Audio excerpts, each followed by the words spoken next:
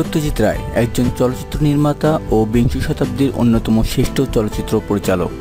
কলকাতা শহরের সাহিত্য ও শিল্পের জগতে খ্যাতনামা রায়চৌধুরী পরিবারে ২রা মে ১৯২১ সালে তার জন্ম হয়। বাংলা সাহিত্যে ননসেন্স ভার্স এর জনক সুকুমার রায় তার বাবা। সত্যজিৎ রায়ের পূর্বপুরুষদের ভিটে ছিল বাংলাদেশের কিশোরগঞ্জ জেলার কটিয়াদী উপজেলার মশুয়া গ্রামে। তিনি কলকাতা প্রেসিডেন্সি কলেজ ও শান্তিনিকেতনে রবীন্দ্রনাথ ঠাকুর প্রতিষ্ঠিত বিশ্বভারতী বিশ্ববিদ্যালয়ে পড়াশোনা করেন।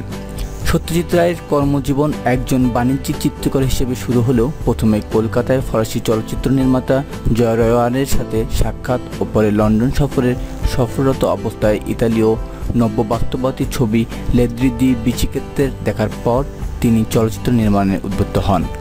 চলচ্চিত্র নির্মাতা হিসেবে সত্যজিৎ ছিলেন বহুমুখী এবং তার কাজের পরিমাণ ছিল বিপুল।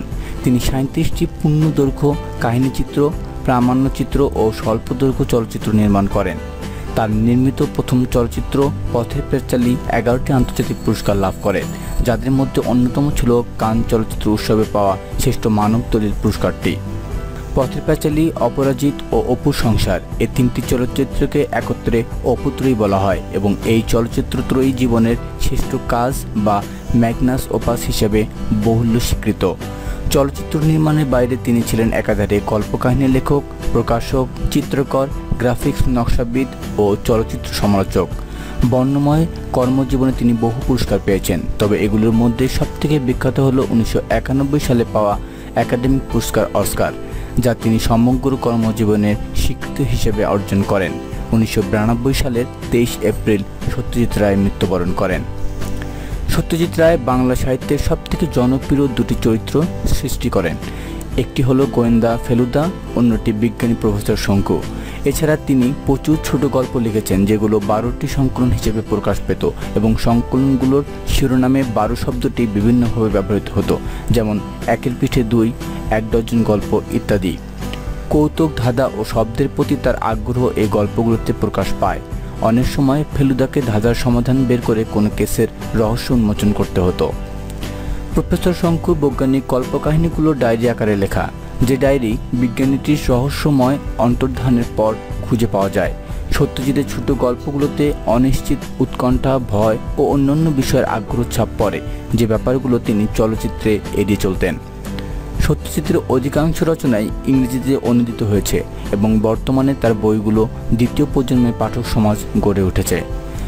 তার সৃষ্ট আরেকটি চরিত্র হলো তারিণী খুড়ো। তারিণী খুড়ো হলো একজন আইবুড়ো বৃদ্ধ, যিনি নিজের জীবনের বিভিন্ন অভিজ্ঞতা নিয়ে গল্প বলতে ভালোবাসেন। তার অনেক গল্পই রোমাঞ্চকর, ভয়ের বা ভূতের গল্পের মতো হয়ে যায়, আবার অনেক গল্প তার উপস্থিত বুদ্ধি ও বিচক্ষণতার প্রমাণ পাওয়া যায়। এছাড়াও তিনি আরও বেশ কিছু ছোট গল্প রচনা ও অনুবাদ করেছেন, মোল্লা নাসিরউদ্দিনের কাহিনী সংকলন করেছেন। এছাড়া সৃষ্টি করেছেন বেশ কিছু লিমেরিক। সত্যজিৎ তার ছেলেবেলার কাহিনী নিয়ে লেখেন, যখন ছোট ছিলাম।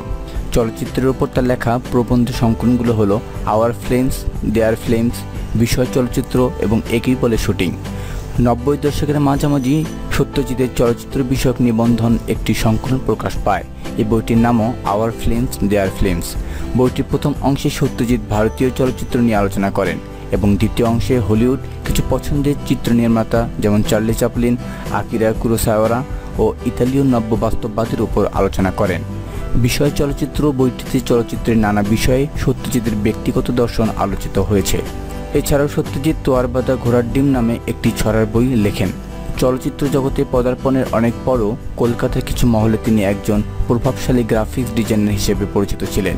সত্যজিৎ তার নিজের লেখা সমস্ত বইয়ের প্রচ্ছদ ও ভেতরের ছবি আঁকতেন। এছাড়া তার চলচ্চিত্রের সব বিজ্ঞাপনগুলো তিনি তৈরি করতেন।